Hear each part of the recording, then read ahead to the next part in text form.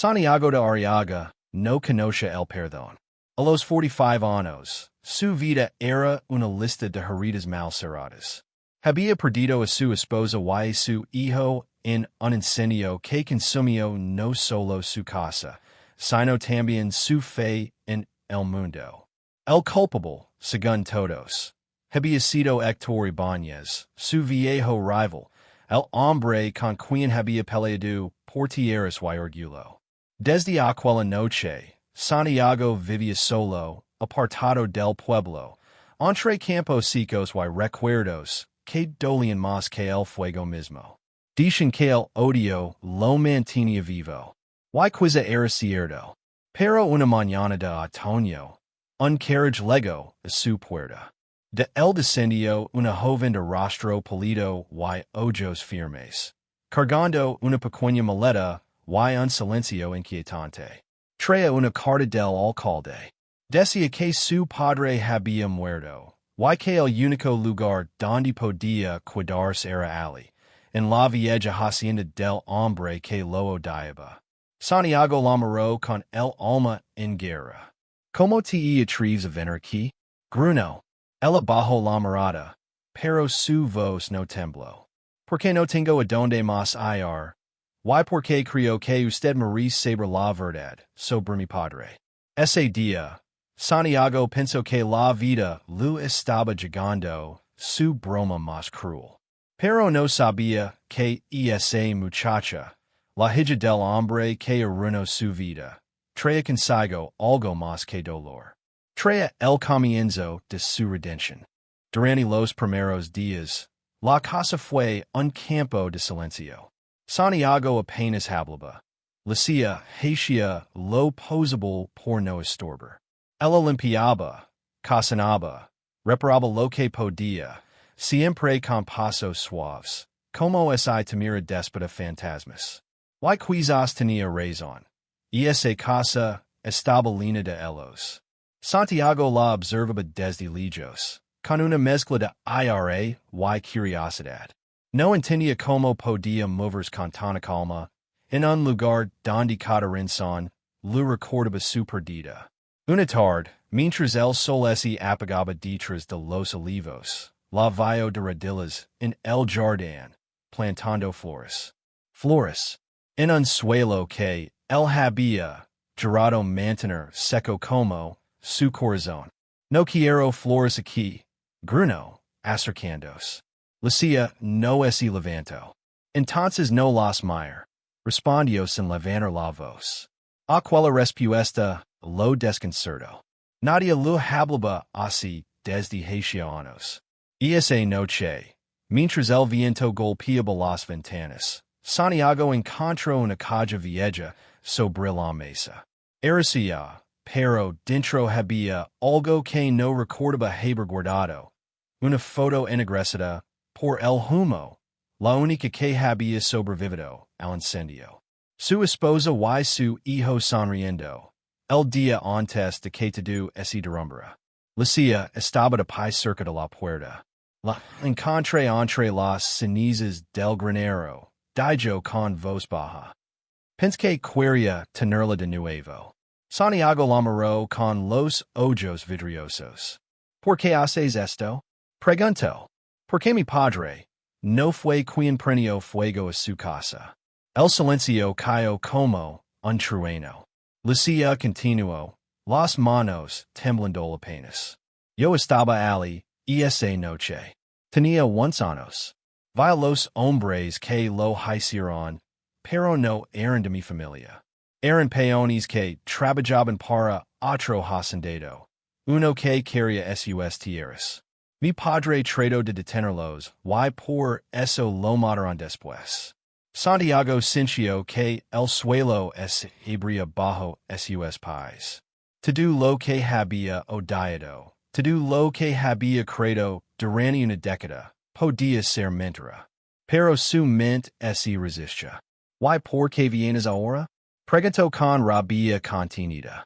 Porque no podía callar más, dijo ella, mirándolo a los ojos.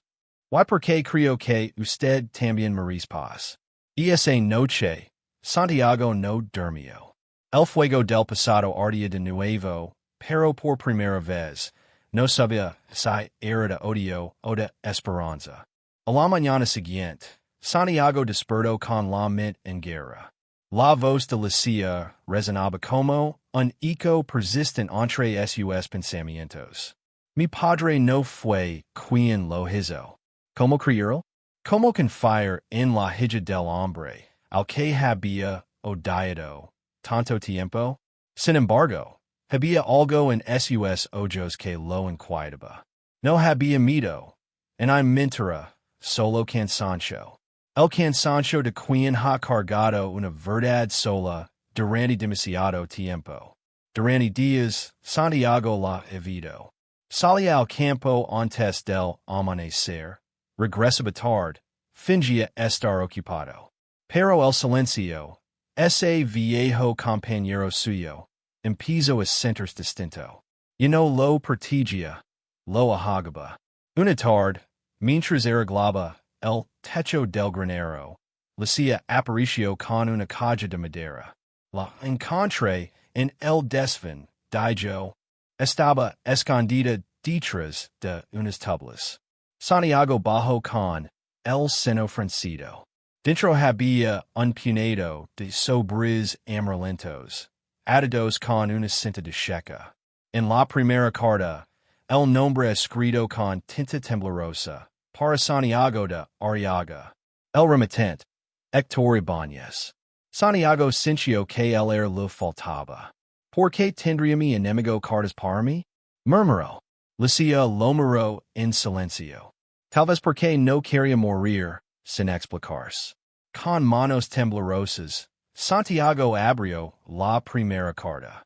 La letra era firme, pero triste. Santiago, estás leyendo esto, y es porque yo no tu valor para enfrentar en persona. Aquella noche, intenta tener a los hombres de Ramírez. Ellos vinieron a quemar tus tierras, a castigar por el pleito del río. Mi llamaron cobarde por defenderte. Pero no podía permitir que tu hijo y tu esposa pagaran por una disputa entre hombres. Fall. Leg demasiado tarde. Oyala algún día me crees. Santiago ese quedo quieto. La carta en las manos. El corazón latiendo con una furia distinta. No de odio, sino de vergüenza. Lucia observaba en silencio, con lágrimas contenidas. Las siguientes cartas hablaban culpas de amenazas, de intentos fallidos de acercamiento. En la última, Héctor pedía algo imposible. Si alguna vez vies a mi hija, protegila como si fuera tuya. Y es lo único puro que de yo en este mundo. Santiago de yo quiere la carta sobre la mesa. El silencio entre ambos es lino de algo que no sabía nombre. Lucia ese acercó despacio, con lágrimas en los ojos. Toda mi vida, cree que usted me odiaría si supiera la verdad, dijo. Why no estaba equivocada, respondió él, con la voz quebrada. Pero ahora, no sé si puedo seguir odiando. Lucia ese quedo quieta, observando como aquel hombre, que había vivido tantos años preso de su furia, comenzaba a derrumbarse frente a ella. Y en ese derrum, por primera vez, hubo espacio para algo nuevo. Y esa noche, mientras las velas se consumían lentamente, Santiago volvió a leer las cartas una y otra vez. Cada palabra era un golpe, pero también una leve. Una puerta que se abría, no al pasado, sino al perdón. Los días que siguieron fueron extrañamente tranquilos.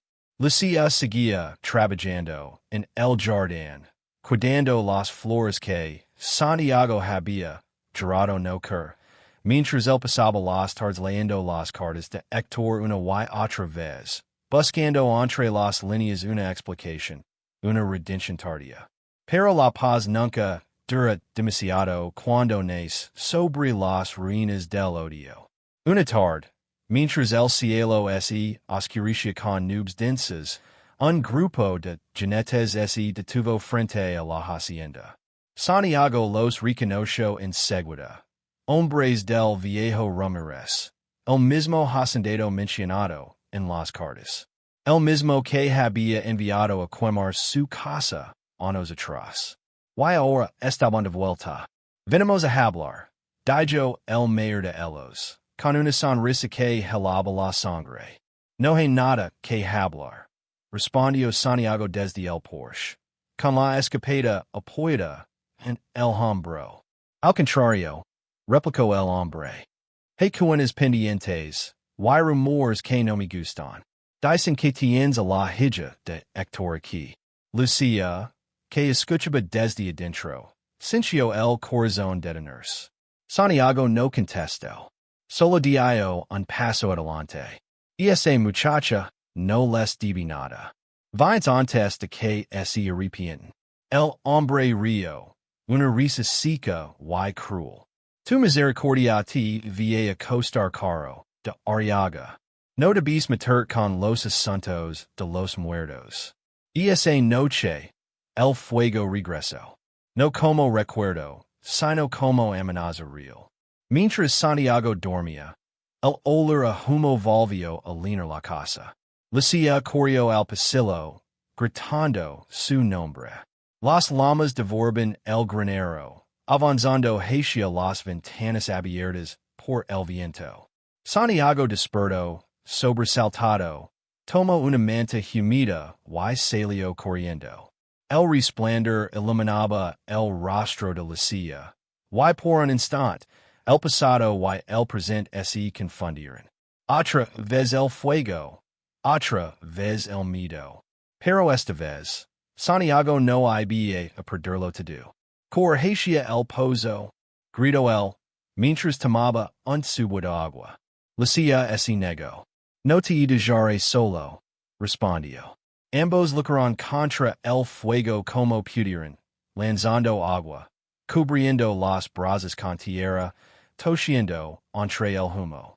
Cuando el techo del granero cedió, con un crujido, Santiago se lanzó hacia adelante. Lucía gritó su nombre, pero él no se detuvo.